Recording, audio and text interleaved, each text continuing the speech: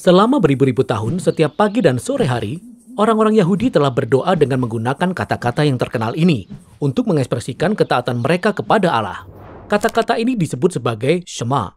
Dengarlah hai orang Israel, Tuhan itu Allah kita, Tuhan itu Esa. Kasihilah Tuhan Allahmu dengan segenap hatimu, dan dengan segenap jiwamu, dan dengan segenap kekuatanmu.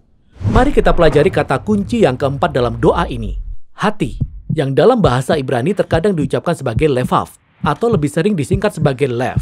Nah, di sepanjang sejarah, budaya yang berbeda memiliki konsep yang berbeda tentang cara kerja tubuh manusia. Begitu juga dengan orang-orang Israel zaman dahulu yang merupakan penulis Alkitab. Mereka mengerti bahwa hati, dalam hal ini jantung, adalah organ di dalam dada yang menopang kehidupan. Alkitab juga pernah menyebut tentang serangan jantung. Nabal, yang terhenti jantungnya dalam dada dan ia membatu. Tetapi para penulis Alkitab juga berbicara tentang hati dalam berbagai cara, yang mungkin kelihatan aneh bagi para pembaca modern. Dan ini disebabkan karena orang-orang Israel ini tidak memiliki konsep atau istilah tentang otak. Dalam bayangan mereka, semua aktivitas intelektual manusia itu terjadi di dalam hati.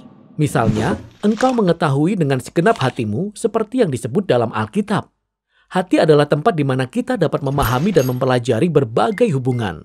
Dalam kitab Amsal, hikmat itu berdiam di dalam hati.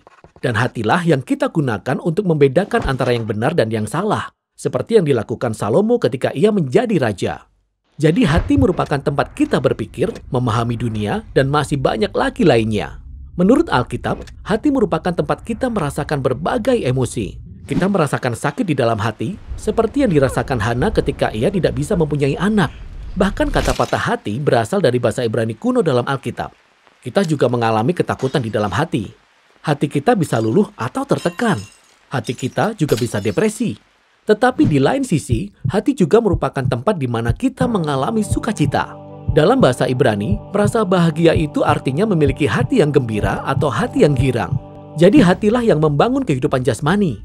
Hati juga yang merupakan pusat kehidupan intelektual dan emosional kita, dan masih ada lagi. Dalam Alkitab bahasa Ibrani, hati merupakan tempat di mana kita membuat pilihan berdasarkan keinginan kita. Daud memiliki hati untuk mendirikan bait Allah. Hati adalah pusat dari rasa kasih kita. Inilah yang disebut sebagai keinginan hatimu.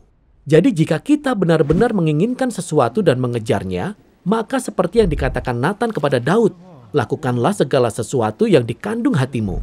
Jadi menurut Alkitab, hati adalah pusat dari seluruh keberadaan manusia. Seperti ayat yang terkenal dalam Amsal, jagalah hatimu dengan segala kewaspadaan, karena dari situlah terpancar kehidupan.